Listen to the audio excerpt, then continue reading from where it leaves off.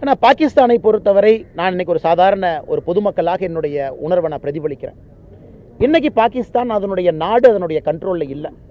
நம்ம எல்லோரும் சொல்லுவோம் ஒரு நாட்டுக்கு ஒரு ஆர்மி வேணும். India has got an army. ஏன்னா பாரதத்துக்கு ஆர்மி வேணும். ஆனால் பாகிஸ்தானுக்கு ஆர்மிக்கு ஒரு நாடு.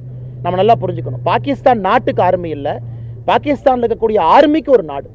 ஏன்னா அங்கே இருக்கக்கூடிய ஆர்மி தான் அந்த சிவிலியன் கவர்மெண்ட்டை கண்ட்ரோல் பண்ணுறாங்க. சிவிலியன் கவர்மெண்ட் ஆர்மியை கண்ட்ரோல் பண்ணல. இந்தியாவில் இருக்கக்கூடிய அரசு நாம் ஆர்மியை கண்ட்ரோல் பண்ணுறோம்.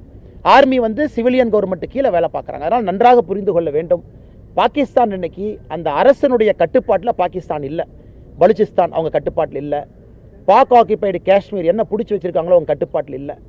பாகிஸ்தான் நேற்று international monetary fund IMF $1 billion கடன் வாங்கி தான் வண்டியே ஓட்டுறாங்க. நேற்று IMF $1 பில்லியன் கடன் கொடுக்கலன்னா இன்னைக்கு பாகிஸ்தான் அவங்களுக்கு எலக்ட்ரிசிட்டி கிரிட்ல பவர் ஜென்ரேட் பண்ணுற கூட காசு இருக்காது. அதனால் பாகிஸ்தானை பொறுத்தவரை அது ஒரு பெரிய நாடே கிடையாதுங்க, ஒரு சின்ன நாடு. இந்தியாவினுடைய பொருளாதார திறனில் 12ல் 1 மடங்கு ஒரு பங்கு இருக்கக்கூடிய நாடு. ஆனால் பாகிஸ்தான் அவர்கள் முடிவெடுத்து கொள்ள வேண்டும். இந்தியாவோட தொடர்ந்து இந்த மாதிரி ஒரு விஷயத்துக்கு வர்றாங்க, அவங்க எக்ஸ்கலேட் பண்ணுறாங்க, அவங்க சிவிலியனை கொள்றாங்க, அவங்க மிலிட்ரி இன்ஃப்ராஸ்ட்ரக்சர் அடிக்கிறாங்கன்னா பாகிஸ்தான் என்கின்ற நாடு வரைபடத்தில் இருக்காது என்பது உங்களை போன்ற சாதாரண மனிதர்கள். ஏன்னா நம்ம அவ்வளோ பலமாக இருக்கும். நம்ம நினைச்சோம்னா பாகிஸ்தானை ஒன்றும் இல்லாமல் பண்ணிடலாம். ஆனாலும் மோடி அவர்கள் அறத்தின் அடிப்படையில் அந்த போர் இருக்குது. நம்ம பாகிஸ்தானை எந்த இதுவுமே போய் தாக்கலையே. நம்ம மிசைல் விட்டு பாகிஸ்தானுடைய மிலிட்ரி இன்ஃப்ரா எதுவுமே அடிக்கல. அவங்க ட்ரோன் அடிக்கிறதுனால நமக்கு வேற வழி இல்லை. அவங்களுடைய ஏர் டிஃபென்ஸ் சிஸ்டத்தை நம்ம டேக் ஆஃப் பண்ணியிருக்கோம். லாகூரில் இருக்கக்கூடிய சைனா கொடுத்துருக்கக்கூடிய ஏர் டிஃபென்ஸ் சிஸ்டத்தை நாம் எதுக்கு அடித்தோம்? அவங்க ட்ரோனை நம்ம பார்டருக்குள்ளே அனுப்புறதுனால அவங்க ஏர் டிஃபென்ஸ் சிஸ்டத்தை நம்ம எடுத்தோம், நாம அடிக்கலை. அதனால் இப்பொழுதும் பாகிஸ்தான் கையில் தான் இருக்குது. இதை அவங்க எக்ஸ்கலேட் பண்ணுறாங்க, இதை மிலிட்ரி கன்ஃபரன்டேஷனாக கொண்டு போகிறாங்கன்னா என்னை பொறுத்தவரை பாகிஸ்தான் என்கின்ற நாடு வரைபடத்தில் இருக்காது என்பதுதான் என்னுடைய தாழ்மையான கருத்து. இந்த ராணுவ வீரருக்கு ஆதரவாக தமிழக அரசு ஒரு பேரணி, ஆனால் ஒன்றும் தப்பில்லைங்கண்ணா. நம்முடைய முதலமைச்சராக இருக்கட்டும், இந்தியாவில் இருக்கக்கூடிய எல்லா மாற்றுக் கட்சியை சார்ந்த நண்பர்களாக இருக்கட்டும், உதாரணத்துக்கு சசி தரூர் இன்னைக்கு திருவனந்தபுரத்தினுடைய காங்கிரஸ் MP எவ்வளோ அற்புதமாக பேசுகிறாங்க.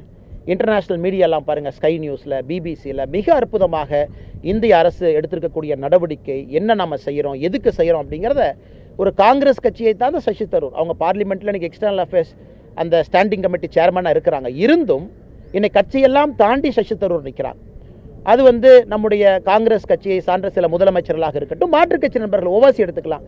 நமக்கும் அவர்களுக்கும் MIM கட்சியினுடைய தலைவர் எத்தனையோ மாற்று கருத்துக்கள் இருந்தாலும் பாகிஸ்தானை எதிர்க்கக்கூடிய விதத்தில் எல்லாரும் ஒன்றா இருக்கிறாங்க. ஆல் பார்ட்டி மீட்டிங்கில் எல்லா கட்சியும் ஒன்றா இருக்கிறாங்க, திமுக உட்பட.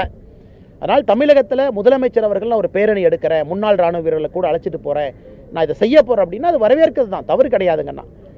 அதே நேரத்தில் முதலமைச்சர் அவர்களும் இந்திய அரசுக்கு இந்த நேரத்தில் முழுமையாக தன்னுடைய கோஆப்ரேஷனை கொடுக்கணும் அப்படிங்கிறதும் என்னை போன்ற மனிதர்களுடைய ஒரு வேண்டுகோள், ஒரு எதிர்பார்ப்பு. தமிழக அரசு இந்த 4 ஆண்டு சாதனை தொடரட்டும் பல்லாண்டுன்னு சொல்லி கொடுத்துருக்காங்க. அவரோட சாதனை எப்படி பார்க்குறேன்? ஆனால் 4 ஆண்டு சாதனைகளை பொறுத்தவரை இன்றைக்கி நாம் விலாவரியாக பேசணும்னா அதுக்கு ஒரு தனி ப்ரெஸ் மீட் வச்சு பேசணுங்கண்ணா.